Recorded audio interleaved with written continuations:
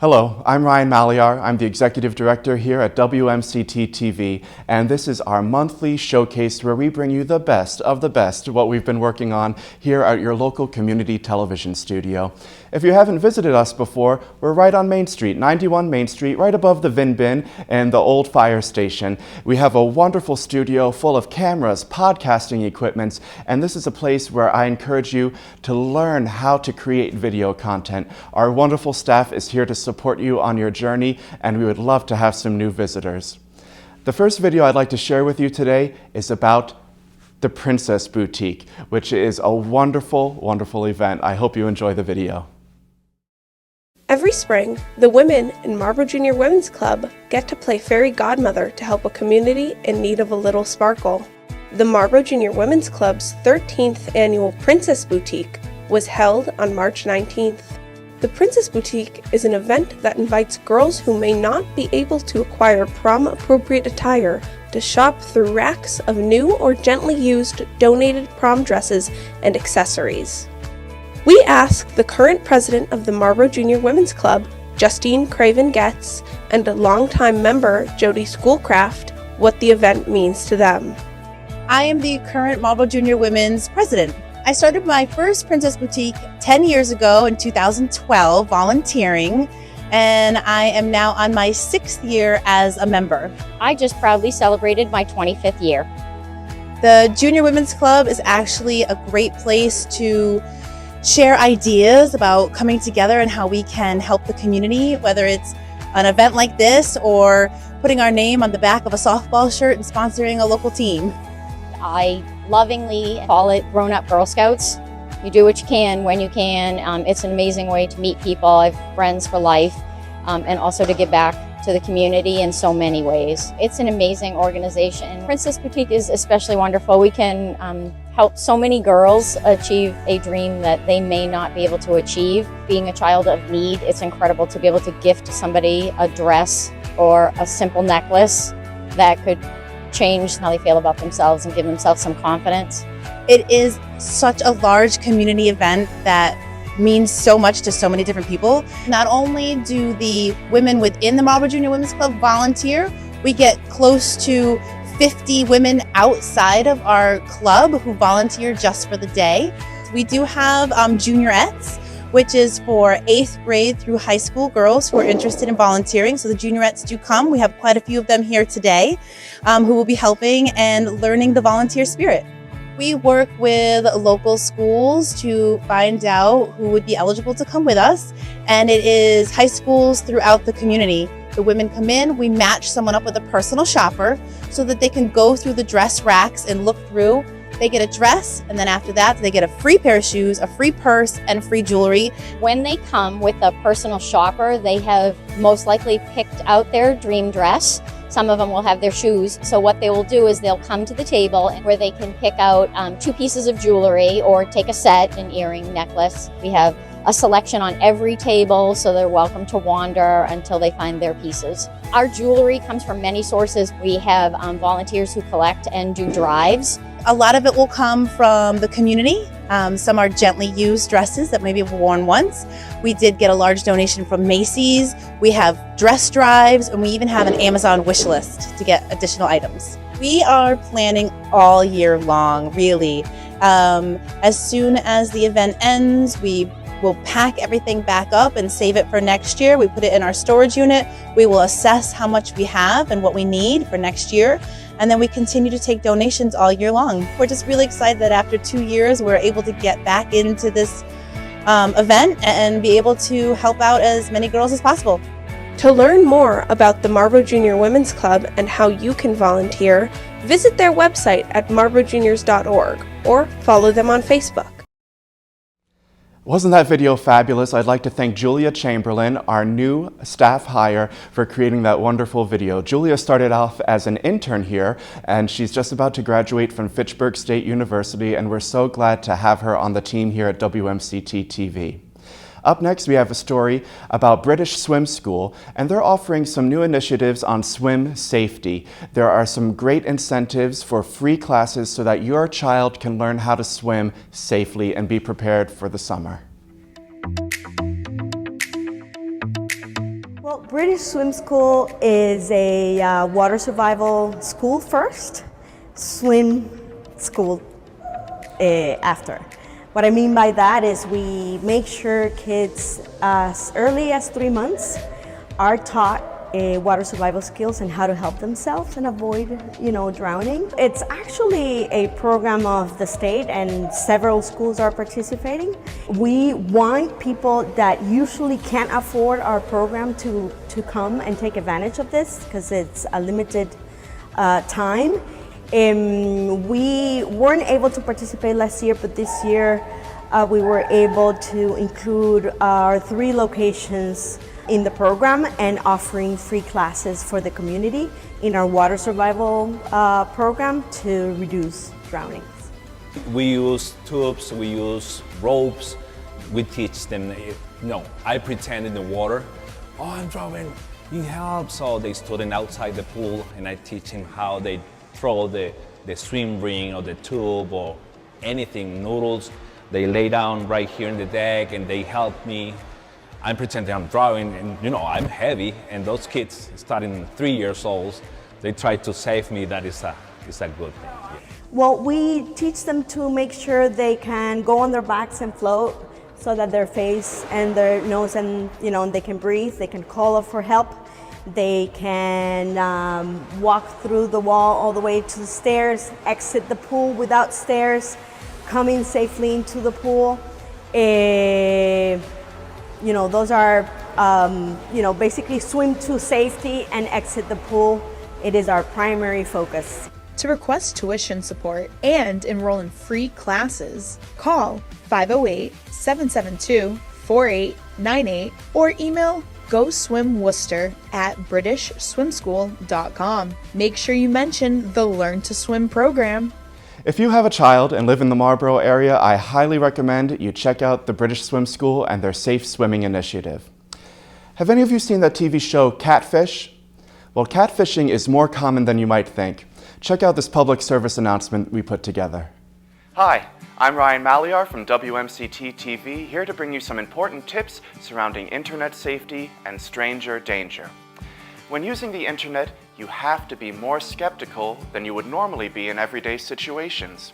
The internet is notorious for individuals who abuse the anonymous nature of the internet in order to scam or manipulate strangers. These strangers will try to become friends with users, only to use the anonymity the internet provides to turn the relationship into a manipulative and dangerous situation. Catfishing and grooming are especially prominent in a digital age of forging friendships and relationships online. A catfish is a person lying on the internet about their identity, usually for purposes of scamming or manipulation. They take other people's photos and pass them off as their own. They lie about their age, gender, and appearance in order to more easily gain online friendships with people who otherwise would not associate with them. Catfishing is a tactic that is commonly used by groomers to make their victim think they are close in age to each other. Grooming is an unsafe and manipulative relationship between a minor and an adult. Groomers use power dynamics to manipulate their victims into unsafe and uncomfortable situations. Remember, stranger danger and internet safety is not just for kids. Teens are more likely to be solicited online because the perceived danger is lower by both victim and manipulator. Beware of private servers of strangers on chat sites. The safest way to avoid nasty individuals online is to avoid talking to strangers on isolated platforms or direct messages like Discord or Snapchat. Interactions on public forums are always the safest way to get to know a new online friend. Now, this may all seem scary, but if you follow internet safety guidelines like these, you can feel safe to connect with like-minded individuals across the web. This has been Ryan Maliar with WMCT-TV's Internet Safety Series. Thank you for watching. Wow, yikes, I did not know it was that easy to be catfished. I'm just gonna have to change all of my social media accounts right away. No one will be able to find me. On a more positive note, the next story is really inspiring. Thrive Support and Advocacy is throwing an all-inclusive, all-ages prom. Check it out. Thrive is a very small mom-and-pop nonprofit that serves individuals who suffer from who are developmentally disabled and intellectually disabled. We have a continuum of services. We have group homes, we do in-home services, service navigation, social recreation for all ages, and we've been around for nearly 50 years starting out here in Marlboro. We were sitting around doing a think tank about how we could do a fundraiser, but in addition to the fundraiser, have a fundraiser that is all-inclusive. And the traditional thoughts of doing a golf tournament or a bowl-a-thon or something along those lines came up, and one of our board members said, a prom is a rite of passage for a number of us. It always hasn't been a rite of passage for our participants and our attendees. Maybe we should consider doing something like that. And so from there it just took off. And we just have so much enthusiasm and excitement over it. It is a rite of passage for us. In high school for us, we'd have our date, right? We'd get the limo, and we get our tux and the cummerbunds and the matching with the dress. And we go and we get our pictures taken, and the prom king or queen is coming up and you're eagerly awaiting who that could be. Maybe it's you, maybe it's not. But we know that for our participants that always hasn't been the case. In some cases it has been a whole lot of fear or concern or worry. And so we wanted to provide them with this carefree, super fun, exciting, magical night for them to take part in. Regardless of their age. We're saying 18 through 80. We serve that whole group and then some. And it's going to take place on May 27th at Polar Park from 5 to 8. We have a rolling red carpet. We got the gold ropes. We got a ton of sponsors already. And so we're opening it up to other agencies like ours and other nonprofits, and anybody who is developmentally or intellectually disabled who's 18 plus can reach out to us and we'll figure it out and make it all happen. I think the easiest way would probably be through some email or social media. Thrive Support and Advocacy is on Facebook and Twitter. Our website is icanthrive.org. You can reach out to me at srose, S-R-O-S-E, at icanthrive.org. We'll set you up with the proper folks to be able to get you signed up and give you all the information to attend. All of us here at WMCT-TV are so excited about the Thrive Prom. We're actually going to be sending a camera crew there to grab some interviews on the red carpet. We are so thrilled to be able to support Thrive. Do you hear that? There's music in the air. Why? It must be Northborough Community Chorus. 1972 was a great year for music. Roberta Flack sat atop the Billboard charts. We saw the birth of ABBA, Van Halen, and a little community chorus in Northborough, Massachusetts. Blue skies smiling at me, nothing but blue skies do I see. 50 years later, the Greater Northborough Community Chorus is still singing and shows no signs of slowing down. There's one thing that unites all of us here, and that's the fact that we all love music. So there are different levels. Many of the members here, I've done musicals at different companies in the area, community theater. But we're all united by just bringing our voices together. It's really, truly a family. David Rose has been a member of this family since 1994. He is a banker by day, but knows a thing or two about music. He received his bachelor's degree from the Cleveland Institute of Music and a master's degree from the New England Conservatory of Music. I'm just so proud to try to walk in the steps of Tony Volpe and try to carry on the tradition that he had. Big shoes. He taught at many local schools in the area, over thousands of students that he had. So just trying to complete his mission and his vision, I'm just really, truly honored by it. Mark Bartlett has been a big part of the group's success. He serves as the group's accompanist. He works in the financial industry and sees his time with the group as a great outlet for his creative side. You know, Tuesday nights you're always looking forward to getting out of the house, and especially after a year and a half of not having anywhere to go, to be able to go out and do this and meet up, like I say, just kind of enjoy this group with their enthusiasm and their willingness to put in the time to make a concert.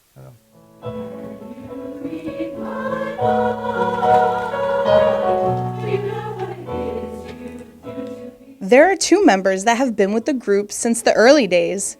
Seal and Mary joined in 1973. They love to sing and love this group that has become a second family to them. I love this chorus. It's a friendly, congenial, talented, loving, caring group of people. And I love to sing. I've been singing all my life. And I, like my friend Seal, will be here until we can't open our mouths any longer. I enjoyed being with Mr. Volpe. He was a terrific director and a very talented man. And I'm going to be honored to, he set, it's a poem by Robert Frost, The Minor Bird, and he set music to it, and it's really a beautiful piece. And when he first introduced it to the chorus, he called upon me to read the poem. So I'm going to be doing that again in his honor on our concert, May 1st. There are many longtime members of the chorus, but this welcoming group is constantly in search of new voices. I'm new to this chorus, and I'm very excited to be here. I found out about this chorus through my vocal instructor and my friends, and so I'm a newcomer. I'm the new kid on the block. I've only been here 10 weeks. And so I found out about the chorus through a friend of mine in the community who posted a very lovely video of my friend Annalise. And this is my friend Annalise. And I'm friends with her and her mom, and they're why I joined this wonderful chorus. Dan Caruso is a Marlboro resident and member of the school committee and has been singing with this group for 30 years. No, it's just I'm a music teacher, and I've been doing music forever. The irony being that I started out as an instrumental teacher, and I was looking for something to do when I finished my degree, and they were here, and I was already in the church choir, and so I came over here, and luckily I did, because ever since this, I've done nothing but teach choral music my entire life, so it kind of gave me my career. To celebrate 5 decades of music, the Northborough Community Chorus has a special concert planned in May. It's a great celebration. We doubled our membership from last year. We have a lot of members that came back and joined the chorus, so we're in a growth mode. We have a lot of exciting numbers that we're going to do. One of the things I'm very excited to announce is that we have a member who is from the Ukraine, and she's taught us the words to the national anthem of Ukraine, so we're going to sing that as well. So that's very exciting. We have a number of soloists. We'll have actually 9 solos, plus the St. Mary's Choir will be singing, and also the Unified Choir from Algonquin, made up of students. So it's founded by Annalise, who's one of our members here. The Northborough Community Chorus will hold their 50th anniversary concert on Sunday, May 1st at 3 p.m. Tickets are only $5 and will be available at the door. I'd like to thank Mike Lawton, WMCT-TV's Assistant Executive Director, for his wonderful work on producing that Northborough Community Chorus video. Up next, we have some really exciting videos from Marlborough High School. Games like Monopoly and the Game of Life are a fun way to play out the possibilities of a career and the twists and turns life throws at you. On April 12th, juniors and seniors at Marlborough High School had the opportunity to participate in a reality fair to learn about financial responsibilities. You have a certain amount of money, and it helps you learn financial literacy, basically, on what to spend, buying a car insurance. paying rent. It just like helps you prepare for life. So we come over here. So we have a certain amount of money given to us in the beginning. So I have $2,775. And they get the money right here. Check. Yeah. Volunteers from Marlborough Rotary Club and the business community staff the tables, which each student must visit to complete a month's budget. So I think this is really great. Personally, my boss signed me up and I did it in October and I loved it. And I like it even better this year because they start with juniors. Last year it was seniors. And you know what, in reality, the sooner the better, so they could be smart and wise how to use their money. Alright, so to me, I think getting a house would be the most important thing to do first. So I'm gonna go there. I mean, you definitely need a place to live before you can do anything else. So I would like to purchase a place to live. Yes. What can I do for you? 34. I was thinking nothing too expensive because I'm only. But I think the most important question is, what is your total salary? Well, I'm a realtor with Coldwell Banker in Northborough and a member of the Marlborough Rotary, a brand new member. And Elaine here was kind enough to let me come and be her sidekick and learn a little bit about the reality fair and help these kids understand what it's like to get a real life paycheck and have to make it stretch for quite a long way, and with lots of enticements around like pets And clothing and travel. So my name is Elaine Mcdonald. I'm associated with Remax Executive Real Estate in Marlboro, and this is probably my 25th year doing the reality fair. It's a great way for the kids to learn and understand what reality is once they graduate high school, get into college, and get into their own environment. So I would just like to buy furniture for a one-room apartment. Okay, sure. You have an option here for used furniture, which is going to cost you a little bit less. It's everything you need, and it's in good condition, but it's not new. It's been used before. It's the kind of thing you might get off Craigslist. Or you can upgrade and get all new furniture, new carpeting, new furniture. My wife is a member of the Rotary Club and has been for quite a while. I know they do great things for the community. I've done this reality fair once before, and I really enjoyed it. I know with COVID we hadn't been able to do it, and now I'm happy to be back here and help out. And I love seeing and talking to younger people and help them make decisions and learn about what it's like to have to make adult decisions as they grow up. I was looking for like the cheapest, best option. Well, it depends. What do you want to pay for insurance and what do you want to pay for maintenance? So if you take the most expensive car, you probably won't pay as much in maintenance, but you're going to pay more for insurance. You take the used car, you're going to save a little bit on insurance, but you're going to pay more for maintenance. What do you want to pay? I can give you the easy time payment plan. Let's say you want a budget of $500. Well, why don't you spend $250 on the used car, $120, let's say, on the insurance, and about $100 on the maintenance. How's that sound? Hi, my name is Jim Farrell. I worked at Milford Nissan, Milford, Mass. I live here in Marlboro. I've had 4 children go to school here. My wife works here. I've done these fairs before for the young children. I enjoy working with young children. I actually did some substitute teaching here at one point. But this is what it's all about. Teaching the young people how to get their credit scores up and what they're going to do in life. They have a long way to go. Everything we can do to help them is important. Thank you. Each student spins the wheel of fortune or misfortune to see what life might have in store. That's rough. That is rough. All right. I apologize. You find out. You find the money and I'll write it down. I wasn't smart enough with my money. So I'm Rob Schlachter, and I am manning the cable television and high-speed internet station.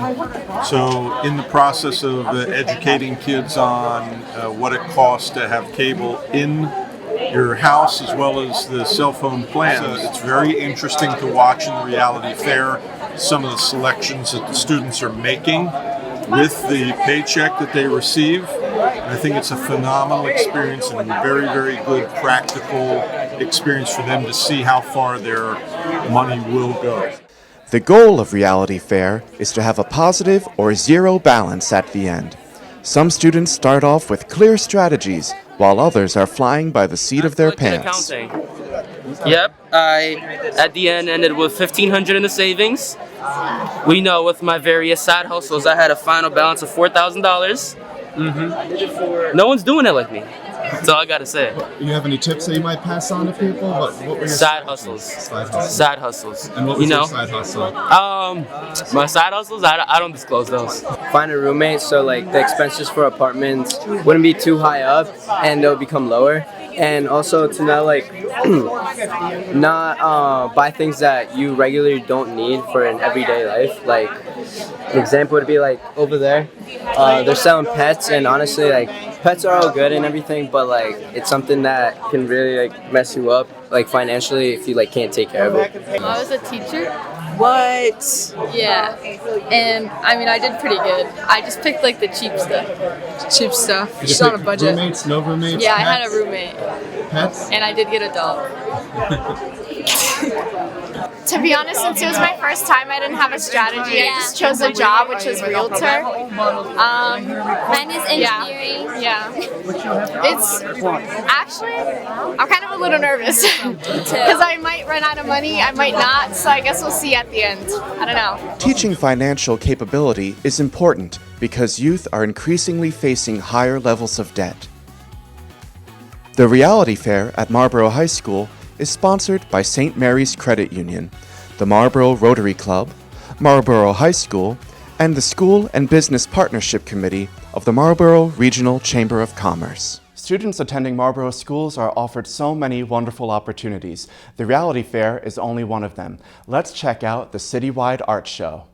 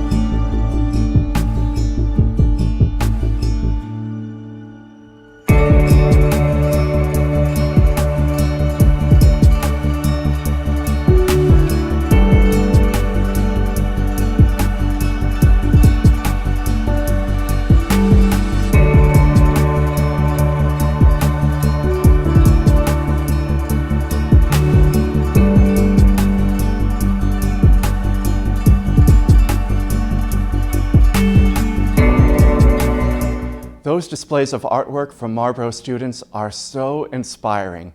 Let's check out a local nonprofit that's doing their part to support the children in Marlborough. 16 years ago, after making an alarming discovery, Heather and Jay Johnston founded the organization Kids for Kids. I started Kids for Kids because I owned a multifamily in Worcester that I rented out to a single mom with 2 children. I would often stop by there just to check in because my mother lived on the 3rd floor, and I noticed that the 2 kids were home alone and they didn't have any furniture or hygiene products or anything, and that was like really alarming to me. I was like, holy cow, this is going on right underneath my roof. So that year I made 3 kits, and then moving forward we've handed out over 20,000 kits. I first started donating them to Department of Children and Family. We made small kits. Each one had a stuffed animal and sensory items and a blanket. So when a child was taken from their house, they had it in the car immediately So the child could hold on to a Hot Wheel or, you know, silly putty or anything, because, you know, going through a situation of a removal from a home is very traumatic on a child, and they really need something at that point to hold or to keep them warm immediately. Over the years, Kits for Kids has expanded their mission to helping other organizations that serve teens and families in need. Jay gives us a look at a project they've been working on. We've built around 100 spring baskets that are going to be donated to the Marlboro Community Cupboard, as well as 2 area churches and 1 other nonprofit in the area called Parent Child Plus. These here are the baskets. They are our normal kits that we make for everybody. They include some toys, some sensory items, some hygiene products, a stuffed animal, something to bring smiles to children's faces. Kits for Kids donates over 2,600 kits annually, all with the help of the local community. We receive products from all over the area, so we have a lot of drives in the area. The Chamber of Commerce recently did a drive for us for some winter hats and mittens and whatnot. We have a group of ladies who love to knit and knit us just wonderful items, and this is year-round they're knitting for us. So we like to put some hand-knitted items in the kits when possible. If you'd like to help bring smiles to children's faces, Kits for Kids is always accepting donations. We're looking for socks, we're looking for gloves and hats, and we're also looking for like small knitted blankets so a child can sit on it. You know, when they receive one of our kits, they can have their stuffed animal and their, you know, sensory toys and a little blankie to sit on. So we are always short on boy stuff. Anything boy related, we definitely need. We're looking for Hot Wheels, silly putty, anything small that a child can put in their pocket when they're maybe be removed from their home or something. If anyone would like to donate and help us out, we accept monetary donations at kitsforkids.org/donate. If anyone would like to donate new items that children would appreciate, feel free to email me. My name is Jay, Jay, at kitsforkids.org. The segment you just watched on Kits for Kids was created by WMCT-TV's Access producer, Lindsay Crane. Lindsay has just departed WMCT-TV to pursue some other opportunities, and I'd like to take a moment to wish her well on her journey. Let's check out something really special that happened on Easter this year.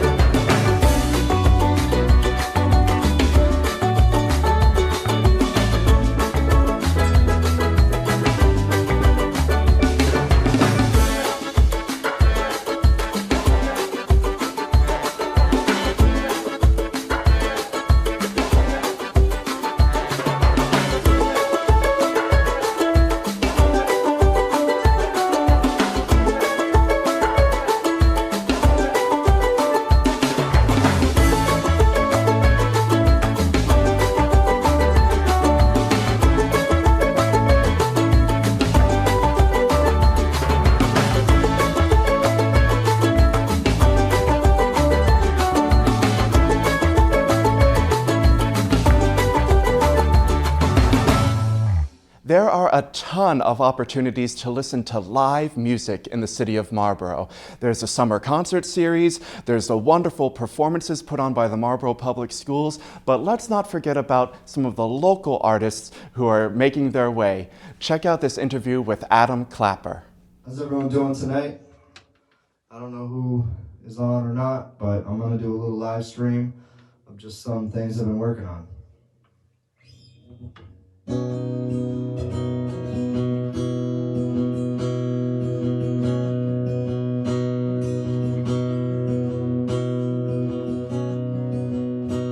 My name is Adam Clapper. Some people refer to me as Clappa. I am 32 years old.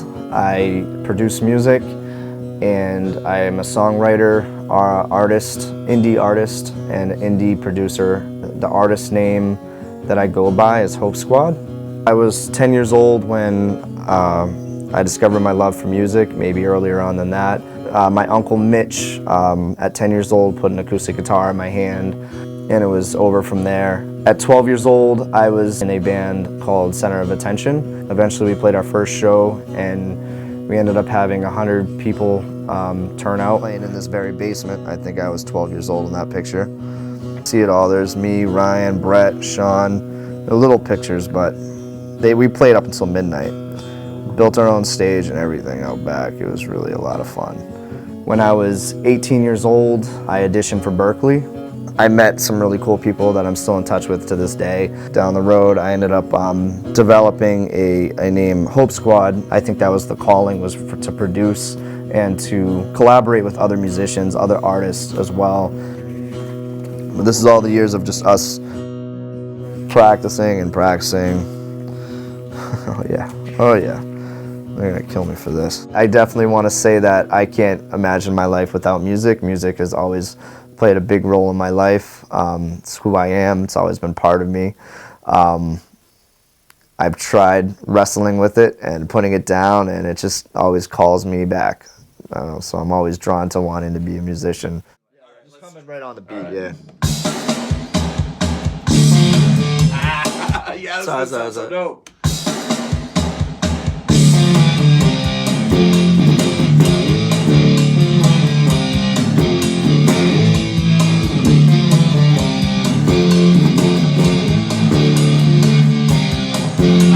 And then that last one that you got. All right, yeah. I really enjoy the production end of it, but I really try with the material that I want to put out there to make it as lively as possible, whereas something that I can actually perform live as well. As fun as it is, it also is work as well. At the end of the day, what they don't see behind the scenes is I'm going through editing everything, making sure everything, dot my I's, cross my T's, and get it to the best of my ability before it gets put out there, because when it gets put out there, that's my name, right? You have to have a mindset for both. You have to have a creative mindset when you're creating, just like you have to have a mindset when you're, to sit down and do the business end of it. My best advice is to keep an open mind.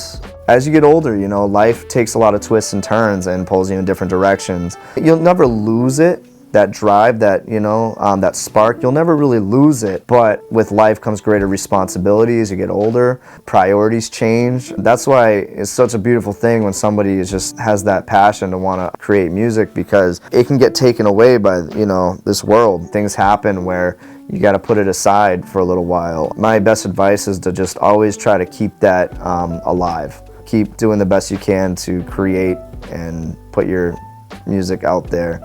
Yeah, and always keep an open mind and learn from others. Hold On by Hope Squad, and then has a list of everybody's names here. So you got Shane, you got Anthony, you got Sam, you got Kevin, everybody who participated in the making of this album. I appreciate every one of you. You guys all mean the world to me, and thank you for making this come true. Well, we couldn't do a monthly showcase video without featuring some Marlboro sports. Take a peek at what's going on with Assabet Valley Tech's baseball team. After a canceled 2020 season and an abbreviated 2021 campaign, Assabet Valley baseball coach Bill May has had to navigate through more than your typical second-year coach. His captains Chris McDonald and Keegan Antleman spoke to WMCT Sports about the job their head coach has done to this point. I think he's done a phenomenal job. I think he came in last year Obviously, we missed out a couple years ago, 2020, whatever it was. We missed out on the entire season. Then came back, new team, brand new coach. I think he did a great job turning around. I mean, I am actually kind of shocked we even made the playoffs last year, but we did. We even won. We beat Auburn. We came close in that AMSA game. He's done a great job. Coach May has been a rock for us. You know, he's always showing up, ready to teach us, ready to have fun. That's really the big thing that I think he does a great job at, is every day we come down here after school, no matter how good or bad of a day we had at school, he's always a positive figure for us every time we come down here, and makes it better when we win. Last year, COVID was a major consideration that made life as an athlete and coach very difficult to reconcile at times. Coach May and his captains reflected on last season and how it's given them an appreciation for this season's relative normalcy. Yeah, the first year was odd with COVID because we heard so many different things. The MIA had certain rules. We were supposed to have COVID monitors that were at the field and making sure people were wearing masks. The players had to wear masks, which is difficult, especially for a pitcher and a catcher. And I have to say, our players were champions. No one ever complained about wearing the masks. And I think people were or players and parents, but the players were just so happy to get out and play, that if they had to put on a mask, that was okay because it meant getting out to play. I mean, last year we only had, 10 regular season games. So it's good to get back out, especially last year we didn't start until almost June. So, every day was like 92 degrees, blazing hot, whatever. And this year we actually got a real taste of baseball where we start in April. It's, you're wearing hoodies and undershirts well into May, so. Last year we did get to, play baseball in some facet, but it was only 10 regular season games, and for me, baseball is always that constant. As I said, after a tough day at school or whatever, being able to come down to the field at all last year was awesome. But this year, having more games, more solidified practice plans of, no matter who's, not having to worry about who's sick or anything like that, it's been awesome. So I definitely have a higher appreciation after last year. Coaches have the ability to influence their players positively or negatively. Coach May's senior captain shares what he feels has been his coach's greatest strength to this point and how it's impacted the team. The team chemistry, team culture, bringing us all together, making sure that we're not leaving one person out. If we all make it down here early at practice, we're all helping out doing something. It's not like anyone's just standing around left out. We're one of those teams where we're good at picking each other up. So if one of us makes a mistake, tap the guy on the back, whatever, get the next one, it's all good. Especially, I know I get down on myself more than anyone, so it's good to have a guy there just to pat you on the back, say, hey, can't get them all. Leading student athletes is an incredibly impactful endeavor that can have lasting effects.